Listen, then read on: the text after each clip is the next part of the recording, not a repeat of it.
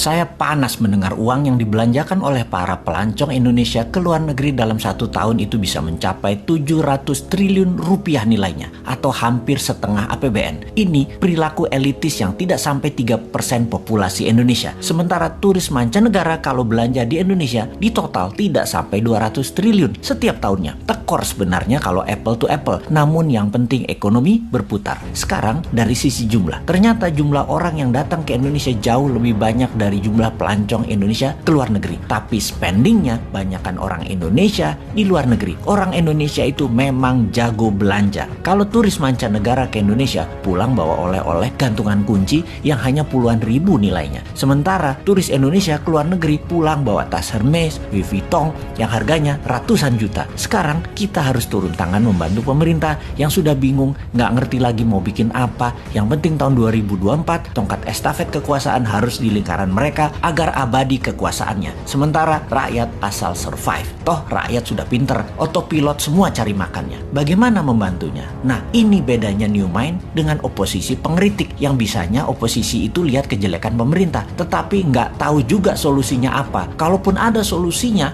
hanya normatif. Kita lompat sebentar keluar topik, nanti balik lagi memutar ekonomi wisata agar tidak keluar negeri. Saat ini di media-media juga orang-orang di tempat tongkrongan membicarakan 2024 siapa presiden dan wapresnya Indonesia. Maka banyak nama digadang-gadang. Nama-nama itu modalnya gampang. Bayar aja lembaga survei untuk memasukkan nama mereka, walaupun mereka hanya 1 di antara 10 orang. Pokoknya masuk aja nama mereka dulu. Lalu mulai dibangun citra mereka masing-masing. Yang hebatnya, siapapun mereka itu, tanya satu hal. Konsep bernegaranya apa ketika nanti mereka memimpin negara? Maka jawaban mereka pasti normatif, pasti umum-umum saja, seperti stop impor, stop hutang, pro UKM, dan lain sebagainya. Dan faktanya nanti ketika menjabat, semuanya tidak bisa dijalankan karena tidak tahu bagaimana caranya. Mereka semua itu hanya manuver politik dan di otaknya hanya bagaimana menjadi populer dan bagaimana menang mendapatkan kursi di 2024. Mek ngono tok. Hebatnya adalah narasinya bisa membuat rakyat percaya.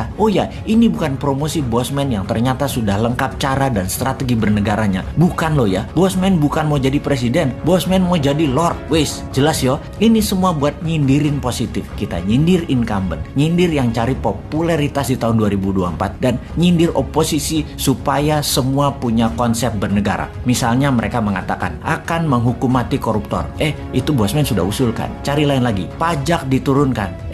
Bosman juga sudah duluan sejak 3 tahun yang lalu ngomong itu. Tutup selat di Indonesia. Wah, itu mah program Bosman. Bunga bank 0%. Itu juga Bosman yang punya program. Mati nggak lo para kandidat presiden semua? Konsepnya Bosman sudah duluan sebut beserta caranya. Mati gaya aja lo. Ya mending jadiin Bosman lord. Mulai paham nakalnya si Sontoloyo ini. Jadi cara mereka paling top ya paling masuk gorong-gorong, masuk ke podcast populer, sebanyak mungkin diliput media kegiatannya. Tapi ya garing. Viewer di sosmed mereka paling hanya ribuan. Tidak mungkin sampai puluhan bahkan ratusan atau jutaan viewer. Kalau mau jutaan ya ke Deddy Corbuzier paling. Oke, kita kembali ke topik bagaimana membuat 700 triliun itu ada di Indonesia aja. Sebagai acuan, cerita Dior dan Vuitton, jadi wisata itu kekuatannya bukan ekowisatanya alias lokasinya yang kuat, tetapi harus ada kekuatan penunjang seperti kuliner, event atau peristiwa, tradisi, budaya, keramahan sarana toilet, kesehatan dan pelayanan yang prima. Tentunya produk kelas dunia berharga mahal karena langka dan unik. Sungguh, event, tradisi, budaya dan experience pengalaman adalah yang paling powerful membuat turis kembali. Bagaimana kalau kita buat semuanya? Kita buat event, tradisi, budaya, kuliner, produk UMKM, kelas dunia di seluruh Indonesia plus gamifikasi yang berhadiah miliaran. Traveling di Indonesia, misalnya ke Jogja, ke Toba, modalnya per orang katakanlah 3 hari 1 juta rupiah. Ternyata bisa mendapat hadiah ratusan juta. Kalaupun nggak menang, nggak dapat hadiah gamifikasi, tetap dapat menikmati pengalaman pesona Indonesia. Untuk hal ini, kita luncurkan segera produknya. Tenang, New Mind selalu ada solusinya.